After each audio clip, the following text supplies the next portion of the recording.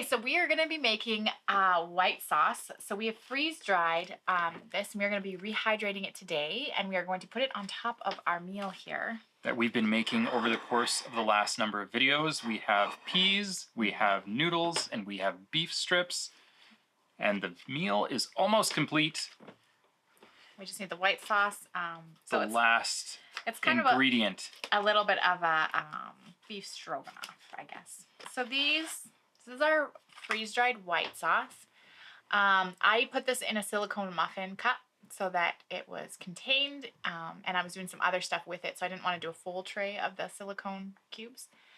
What we found with this, with the gravy, is actually pre-crushing it helps it to just go a lot smoother. So I think, and we're going to want to be careful about how much liquid we put in this. Like, this is a little bit of a preference with how thick and how runny you want it, I guess. You go ahead. Okay, sure, go for it. Make up my mind. Oh, that's coming apart super easy. As a sauce, so that's a lot easier than the gravy, hey? The gravy, just because the oil, the oil's in the gravy. Right. So this one might actually not be too bad if you didn't crush it. I'm curious, but it would definitely go faster if you crush it. And the other part about this is I feel like it's easier to know how much water to add in, just because you can see it a little bit easier. So once again, actually, you want to pull out the other one and just get a measurement.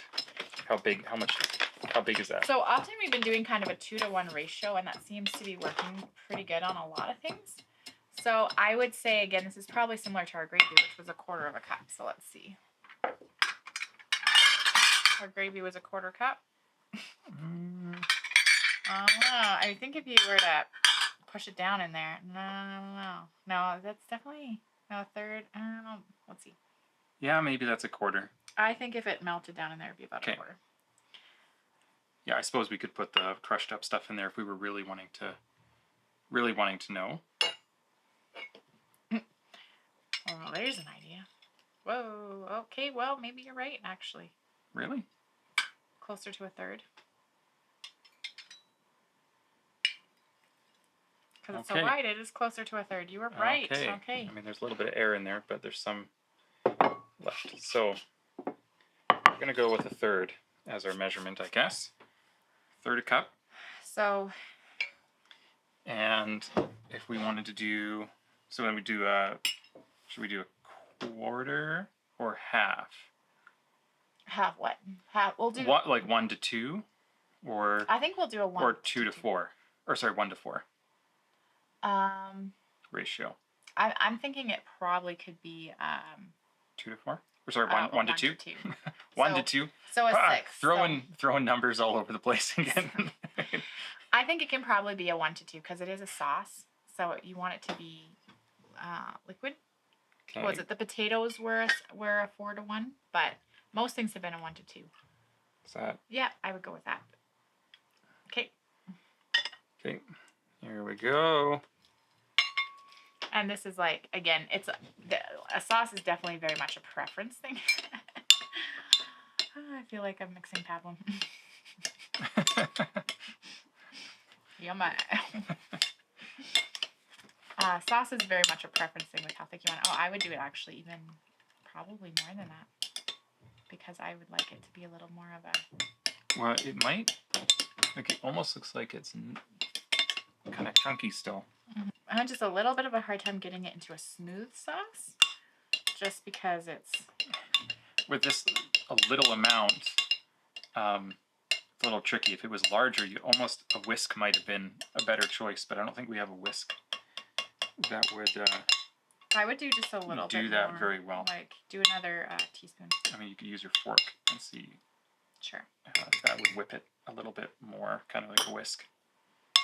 It's not bad as far as the, right now, I just think it's still a little bit thicker than I would like, and it is a little bit chunkier than I would like. So I think put in another teaspoon of water. Yeah, okay, okay, you ready? Mm-hmm. See if I can do this. Yeah. Tastes good. It doesn't, like when I'm eating this little bit here, it doesn't feel chunky. Yeah, that's definitely going a lot better here. And whipping with the fork. does seem to be helping as well. Okay, Okay, so let's drizzle it on top of our meal. Yeah, see, that's a really nice. Before it would have been way too thick.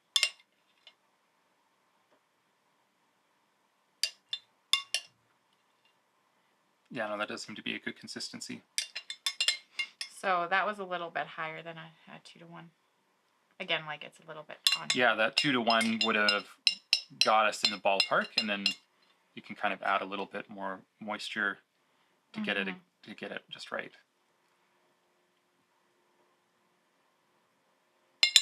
I suppose if you were in the wild, you could also hold back just a little bit of powder, so that you can go either direction, right? If it needs to be thickened, you can just add just a little bit more powder, or you can add some more water if you need to make it more runny.